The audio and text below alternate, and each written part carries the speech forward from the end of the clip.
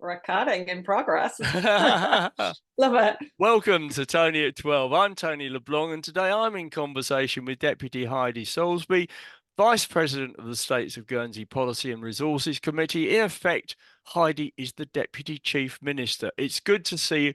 Thank you so much for sparing me some time. No problems, Tony. Sorry it couldn't be any longer. Don't worry. Right, we'll crack on as quickly as we can. First of all, COVID.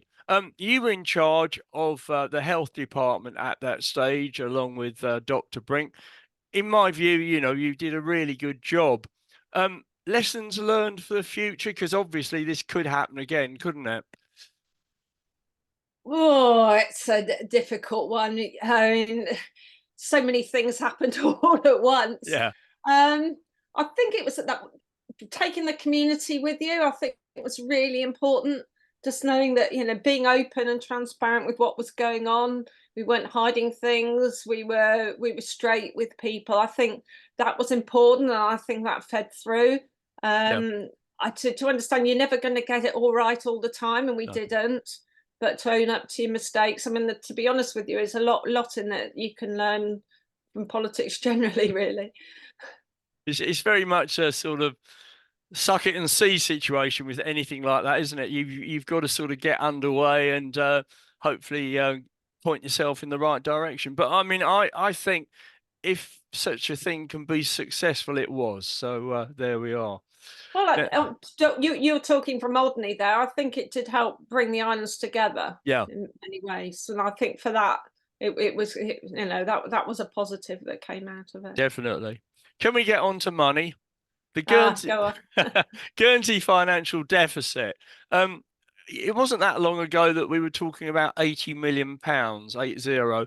Is that still the case? And is that an annual figure that you're in deficit by? Yeah, I mean, it's the trouble for people, I think, is they get loads of numbers thrown at them. And I mean, I'm an accountant and I do numbers. I mean, I get it. But even I struggle with, well, you're talking about 100 here and 30 there. And you're talking about after you spent money on buildings and not before. It is really confusing.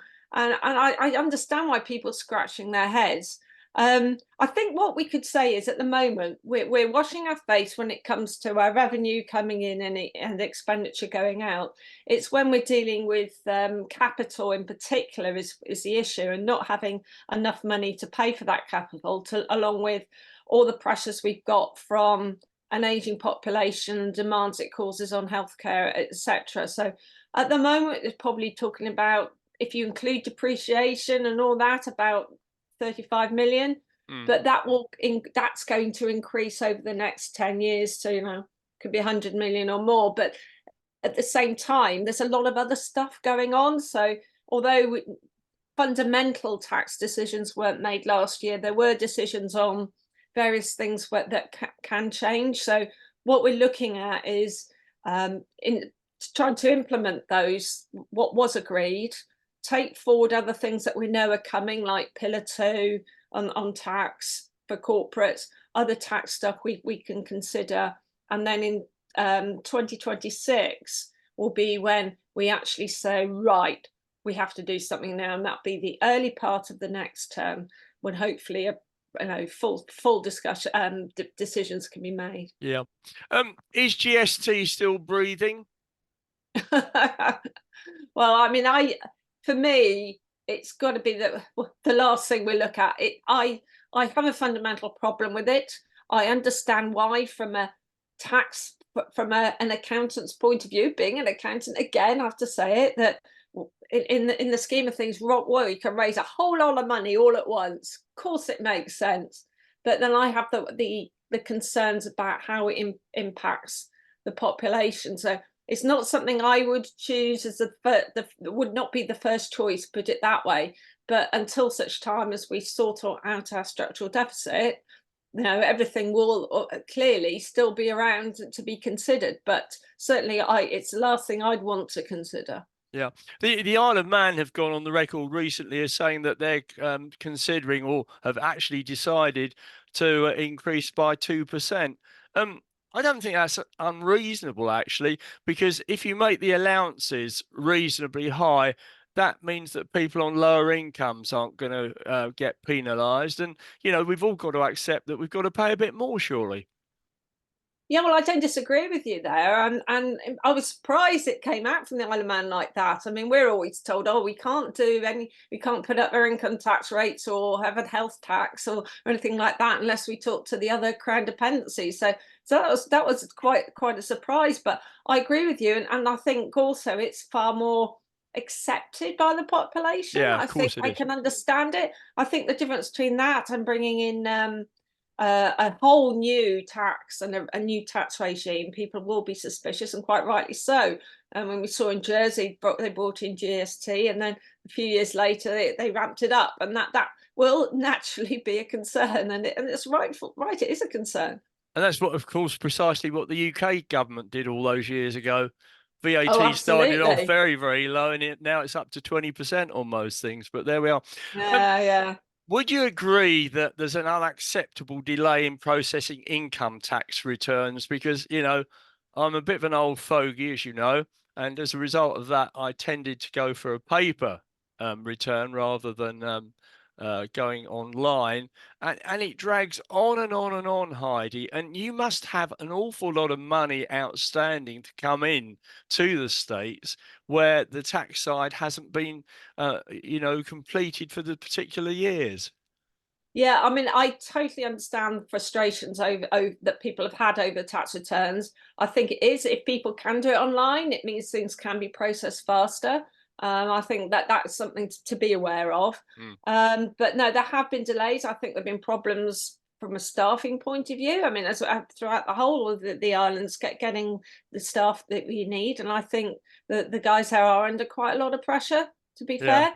But in terms of tax collection, because most people are their taxes collected through the ETI scheme. Most of the taxes is collected up front already. So I understand about 94% of the liability for last year has been collected. Right. So Okay. that's quite substantial Yeah. already. So from that point of view, we've had assurances. Don't worry, we've not got a huge backlog, but at the same time, it's not great for tax returns to be behind. And I think saying that, I think 2019, 92% of personal returns are all done. So it's, it might not It's be quite, getting there. it is. And they're bringing people there, extra people doing overtime. They've brought extra people in to try and deal with the backlog. I don't think anybody's hiding the fact there have been problems, but I think they are starting to get on top of it now. Heidi, I submit I shall make an electronic return this year.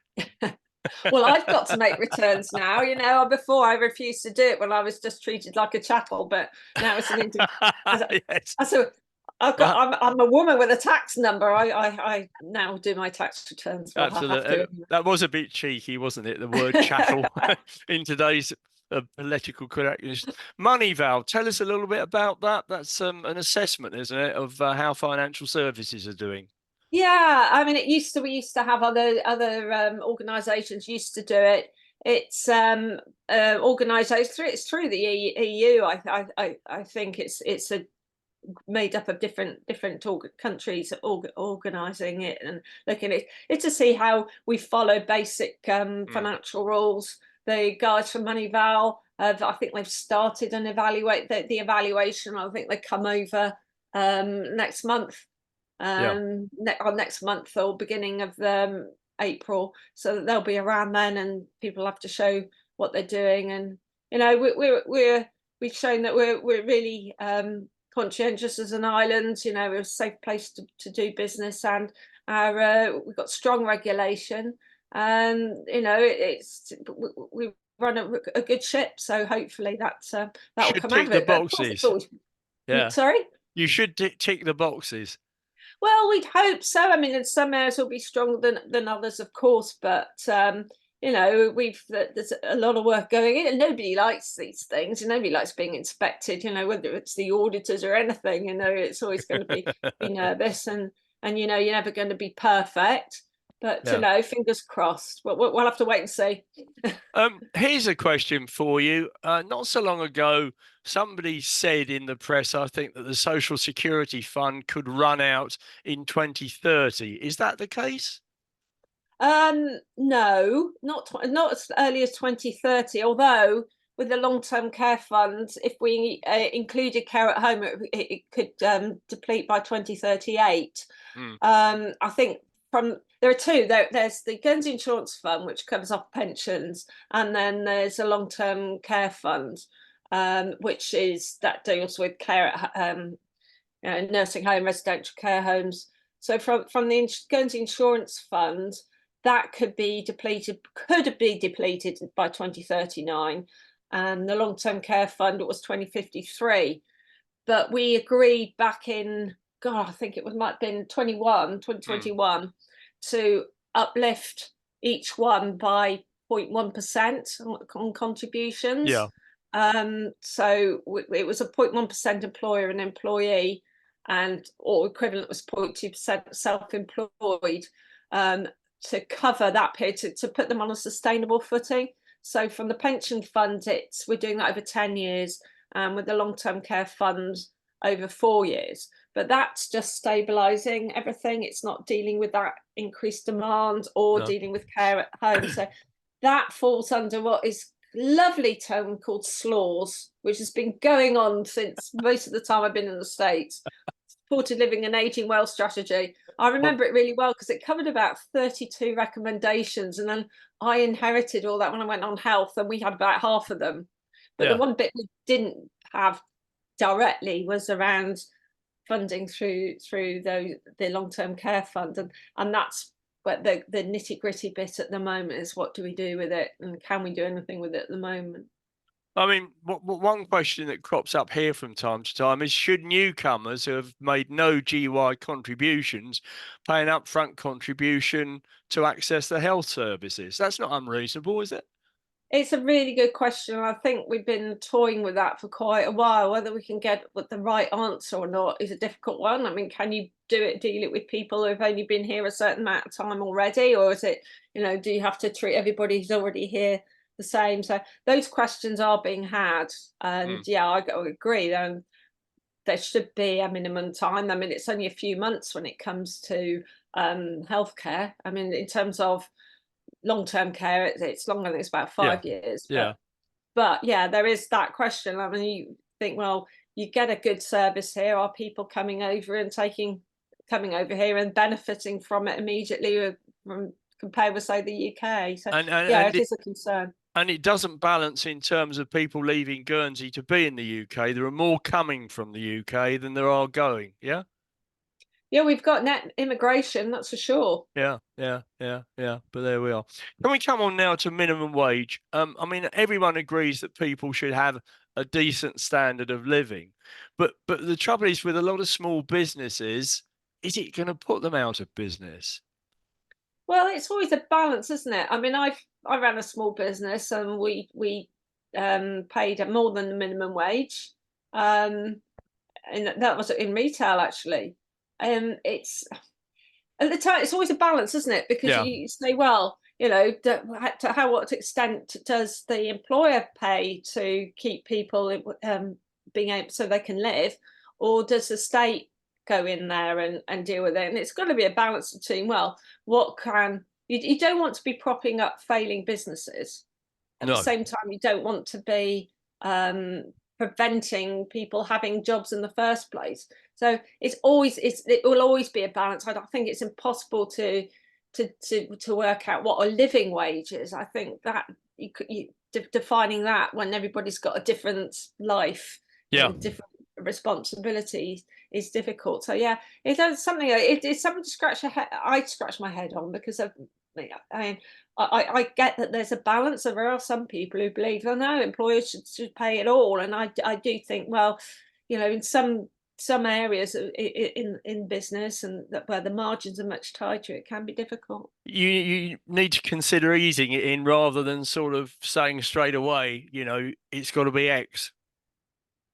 Well, yeah, I mean, we have the minimum wage. People know what it is. And there we are. Yeah, I haven't heard of businesses falling because of the minimum wage has been increased each year. Yeah. Perhaps if we get too high, then that might happen, but I haven't heard it.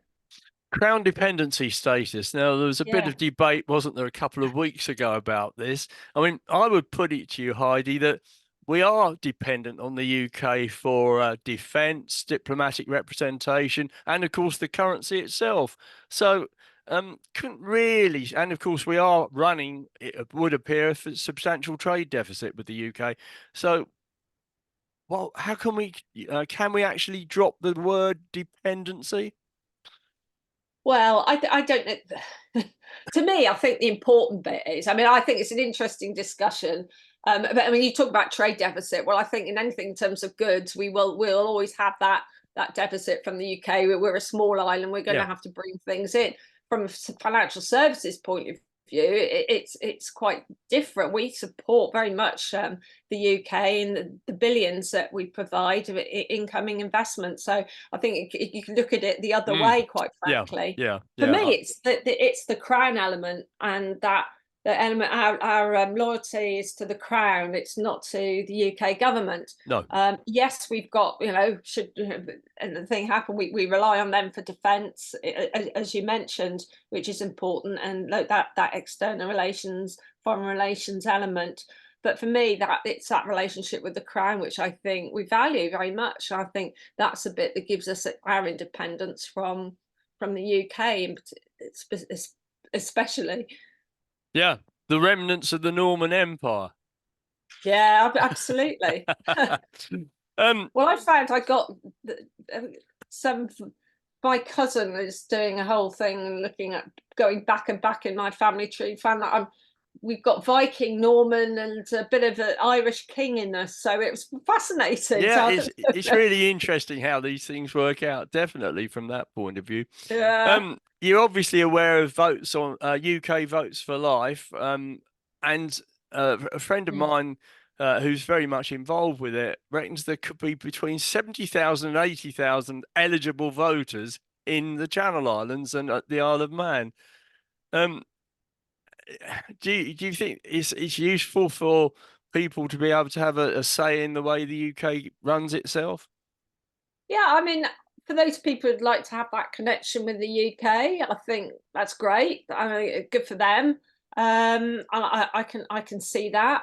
I would be wary myself. It's not something I want to do, particularly in my position, to be registered Yeah, to sure. vote Yeah, yeah, in another jurisdiction. yeah. And I never have when it was in place before they took it away. I think there needs to be care, because if you want to show that you've left the UK and you're from a tax point of view, that if you continue having connections like that, you've got to be a bit wary of your tax residency and your tax domicile, indeed. So I think, but if people want to and that they're happy doing that's fine. But I mean, it's for the UK to consider if they want that, Mm, really. But yeah, yeah. it's not something that I would do. I think HMRC have actually issued a letter to the effect that it won't affect your domicile. If you're living in the Channel Islands, for example, they're not going to suddenly say to you, Tony, you've died. We want some inheritance tax. Oh, that's interesting. Well, yeah, well, that might be the notification now, but we'll see. I know it was always about where you wanted to be buried. That was Yeah, a that good, used to be a favourite, didn't it? yeah. And you must cancel the membership with the golf club in the Now it's not a UK. problem. Um, how about though closer? You've obviously got close connections with the UK, but I did an interview a couple of weeks ago with Daniel Korczynski MP, and he's one of the Prime Minister's trade envoys. He's very keen to establish a closer connection with the Channel Islands. I mean, you'd presumably be quite interested in that.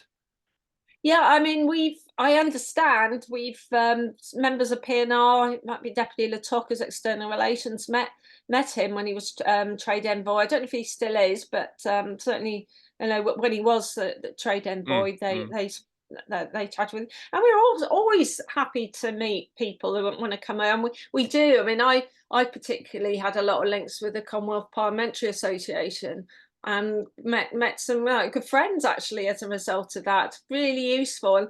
And people moan about the deputies going off to the events and stuff, but it's really important to have those connections. And you mentioned Daniel there, but there's many others. It's really important to get those connections and people to understand us as Channel Islanders, because there's always a lot of misinformation out there, and we need to go and say what the truth is actually. Was it George Fawkes, the Labour MP, that well and truly had it in for the Crown Dependencies, I think in the 1990s, or perhaps even a bit earlier? And he obviously needed to be Well, rebalanced. he did, and he was, and now he's a great colleague actually, and I've met him a number of times at the Commonwealth Parliamentary Association events, and he absolutely understands us now. That is a very good example actually. Well, there you are. And he's a hard-working member of the House of Lords as well. Yeah. So obviously your charm turned him round. I don't think it was just me. Well, I don't know if it was me, but no, he's that is actually a classic example of what we can do if we really explain what we are and not what people think we might have been, or what we might know from donkey's years ago. It's all about communication. Absolutely, it is. The more you talk at people, the less the suspicion, like what we said at the very start around COVID, and telling people what was happening.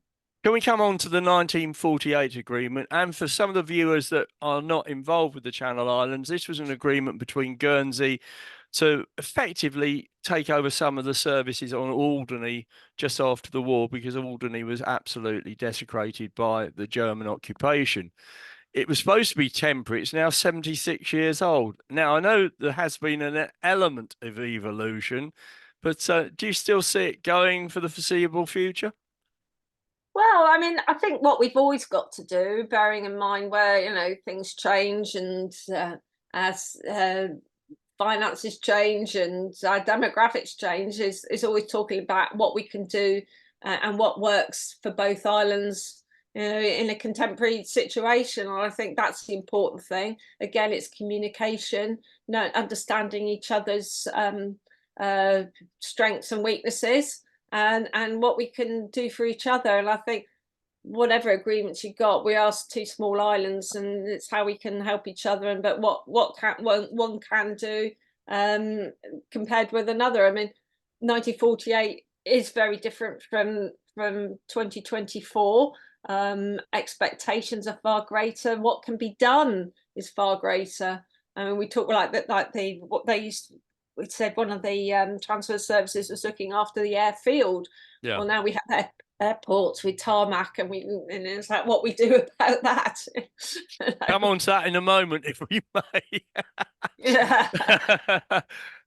Alderney, States of Alderney, of course, are coming up with this integrated health and care proposal. And from what I can gather, they intend to move the GP practice and also the pharmacy down to the hospital. Now, Guernsey runs the hospital as a transferred service. What sort of influence can you have on it, or would you just let them get on with it? I think it's really interesting what's happening on here, and actually quite exciting. I mean, I'm getting involved in that now, in terms of the Alderney Care Board. I'm due to meet everybody very, very soon. And I think this idea of an integrated health and care service is really what we need to see within Guernsey as well. Make that real close joined up working, and trying to make it always thinking about who we're there for, and and saying we're looking with health and care is about the person, it's not about their condition. And I think if we can all bear that in mind, I'm thinking how we can join up around each person, not patient, but each person, then the service will get better. If you get, it's a phrase I use it quite a lot. I say, if you get the model right, the finances follow. And I think that's what we're trying to do here. I think Alderney is quite ahead of the curve from that point of view, and hopefully we can extend the same concept into Guernsey, which is what basically the Partnership of Purpose is about, that we designed back in 2017, but has been a bit stalled a bit over recent years, probably understandably, but we need to get a shifty on to actually move it on faster, I think. Can we talk a few minutes on Alderney? Okay. The public service obligation, I think that's expires in 2025 or something like that. So Yeah, that's, it's next year. yeah, next year. As you know, Alderney passenger people have to pay very high fares. But you know, having said that, compared with the Scilly Isles, there's probably not that much in it. But you know, we just feel, I think, up to a point that it's we're very low down the pecking order as far as Alderney is concerned. Well, I mean, there is that, as you say, public service obligation. £2+ million is basically subsidising Yeah, that route. So if it wasn't there, fares would be even higher. that's right. And I think that's what it's always about. And it's like when people talk about low cost airlines, and they say, "Oh, why don't we have that?" Well, all that means is the state putting in loads of money to support and prop those airlines up, and they tend to go away when things aren't working out, as we saw during COVID in Jersey. But you know, it's always going to be a balance. It's good. I mean, Guernsey's the same. It's not quite. We are that much bigger, so we haven't got quite the same impact as Alderney. But the smaller you get, the economies of scale go down, and it will be more expensive. It's always, again, it's about balance. How much? Where are the tolerances there? So it's definitely not an easy answer. I totally get it, but it's we're not going to be able to get the price of a cheap subsidised seat from EasyJet. That's a problem. Yeah, absolutely. Can we now talk about Alderney Airport? Do you know when a decision's going to be made as to whether or not it proceeds? Well, it will depend. This all sits with STSB really to decide where things are. I think they've had tenders. They're looking at the tenders that have come in. And it be what they want to, where they want to go from there. I mean, I think the previous P&R president committed to bringing back it back if it went over the costs that the states approved for it. And I think that's where it's going to have to be at the moment. It's really sits with others to determine what the right numbers are going to be. Actually. Yeah, absolutely. Because I mean, I think a ballpark figure was 25 million plus 10% discretionary, as it were. Yeah. So that would take it up to 27.5 million. So looking at it from the point of view, presumably if it comes in over 27.5 million, you have to rethink it. Yeah, I mean, we've got everything set out in our capital portfolio, and we've not got any room. So yeah, that would be the expectation. It comes back to the states, and then the states might decide to do something differently. Yeah. I don't know what that will be, but if we haven't got that money, then we'll have to give somewhere. That would be the case. Well, there are some people here on Alderney that sort of say keep the existing arrangement, just widen the runway out to CAA specification. And you know, that takes you back to the original, I think it was about 12 million or something like that. Yeah, I mean, it's a difficult one, isn't it? It is, and also it's difficult when we're given numbers in the States, and you don't know how firm they're going to be. You know, you don't know until you go out to tender, and then you find that you're either a way in or way out. Usually, it's like you think, well, if they're way in, they think, oh God, did we put too much money in? Yeah. And it's a difficult one. I mean, but having to tell the states, well, can you give us this amount of money to do something? And so, oh, that's how much it's going to cost, but not necessarily. I mean, you're trying to take account of contingencies and everything, but it's that problem about trying to balance, you know, making sure we get best value for money, and that the transparency we need is dealing with taxpayers' money and making public decisions. So it won't be easy, and it may well come back and have to decide on something different if the costs have gone up substantially. But the problem is, as you know, the runway at the moment is in a really poor state, and a lot of people are concerned that if something isn't done quickly, we might have an accident, which would be very, very bad news. But Well, I think the CAA would yeah, look at closing it or putting yeah, restrictions on it should yeah, that happen yeah, first, I would expect. yeah, yeah, But yeah. yeah, no, decisions need to be made, and I think the sooner they can go through the process, the better. I mean, would you hope to get a decision by the middle of this year? I think like they're going to have to come back pretty soon. I think Yeah, we can't leave this any longer. no. We leave things too long as it is often, but hopefully we can get it back. I said that sits primarily with STSB at the Yeah, moment, sure. so Yeah, yeah, we'll have to get them to see what's move happening. on. Yeah, yeah, I know you're a very, very busy lady. I'm really grateful for the time you've given me today. And I think, if I can say, perhaps we can have a chat at some future date, you know? yeah. Sure, no, it's been good fun. I mean, we've rattled through those questions, haven't we? Yeah, you were a bit pessimistic, weren't you? But, I think Yeah, we've I didn't think I would get through them all, but there you go. anyway, can I say thank you very, very much? It's been a pleasure to speak to you, and Yeah, wish you all the best for the future. It's a tough old job being in politics. yeah, you've got to be mad to do it. Thanks, Heidi. Thank you. Good to see you. Bye. Bye.